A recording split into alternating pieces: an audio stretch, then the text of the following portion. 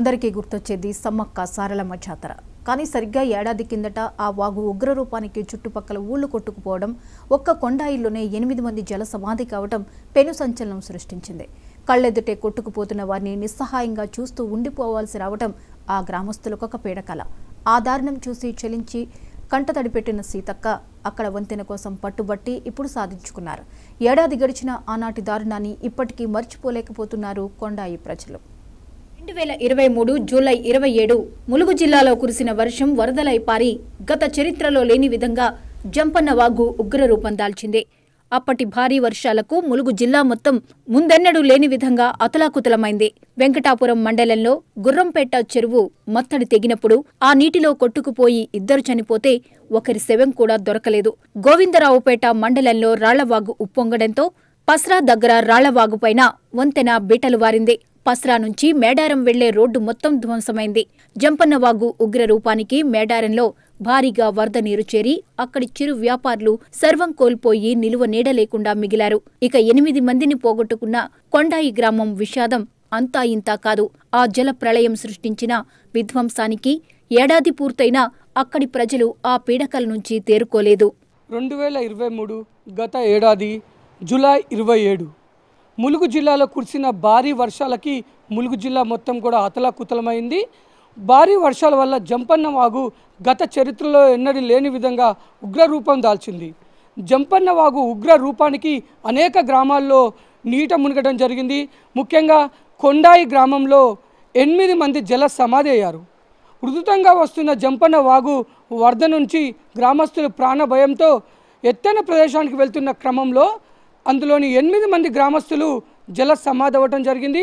కాపాడండి అంటూ ఆర్తనాదాలు చేస్తూ కళ్ళ ముందే ఆ నీళ్ళల్లో కొట్టుకుపోయి విగత జీవులుగా మార్చడంతో గ్రామస్తులు మొత్తం విషాదంలో మునిగిపోయారు. రాష్ట్ర వ్యాప్తంగా సంచలనం సృష్టించిన కొండాయి గ్రామ మృతుల విషయంలో గ్రామస్తులు ఎలా ఉన్నారు, ఆ చేదు జ్ఞాపకాలను నెమరవేసుకుంటున్న ఆ గ్రామస్తుల మధ్యలో ఏముందో తెలుసుకునే ప్రయత్నం చేద్దాం. నిరుడు జూలై 27న ఒక్కసారిగా జంపన్నవాగు ఉగ్రరూపం దాల్చింది.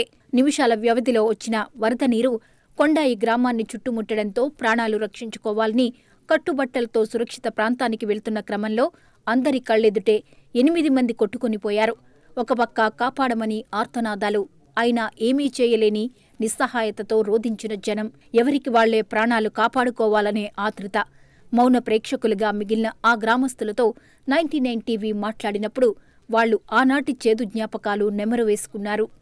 మరి 8 మంది మాతో మరి వస్తున్నటువంటి తరుణంలో దాడుతున్నటువంటి కాలువ దాడుతున్నటువంటి తరుణంలో వారు మా ముందే మరి ప్రత్యక్షంగా మేమే సాక్షులుగా చూస్తున్నటువంటి తరుణంలోనే 8 మంది ప్రాణాలు కోల్పోవాల్సి వచ్చింది.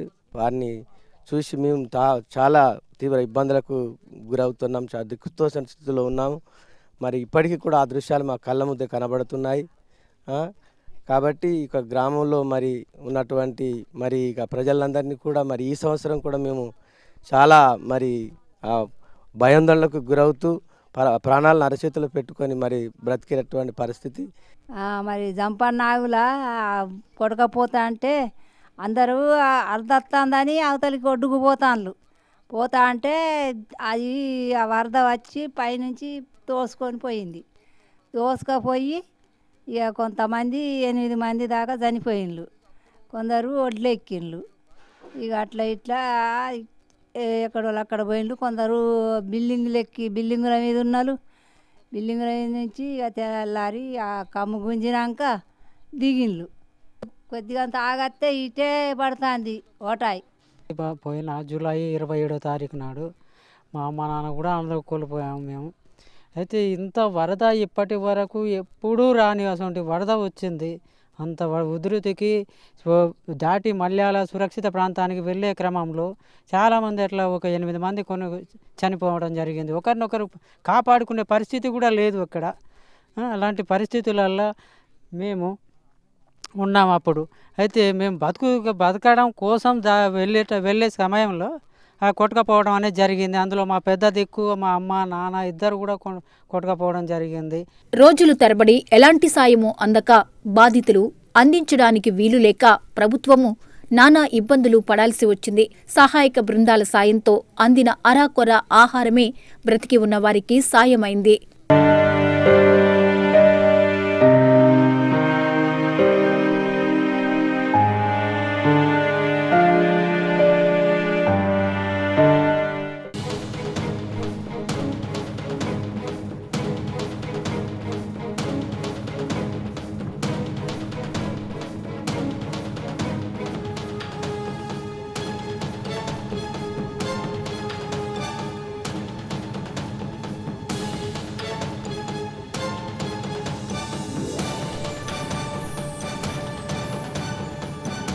వాళ్ల సాయమే ఒకవైపు దొరికిన శవాలను తీస్తున్న సహాయక బృందాలు, మరోవైపు శవాల కోసం ఎదురుచూస్తున్న బంధువులతో ఆ ప్రాంతమంతా రోదనలతో మారుమోగింది.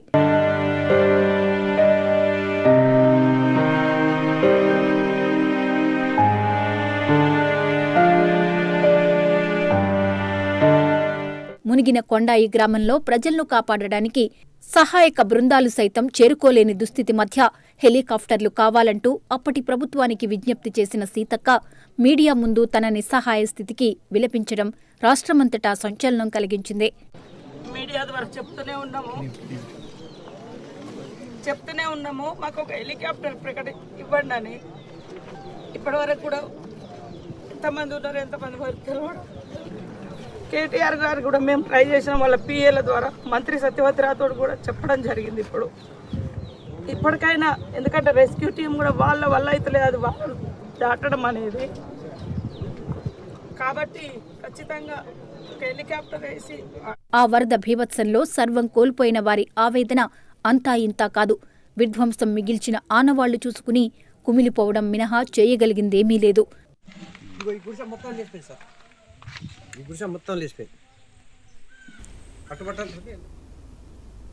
ఆంధ్రప్రదేశ్ ముఖ్యమంత్రి చంద్ర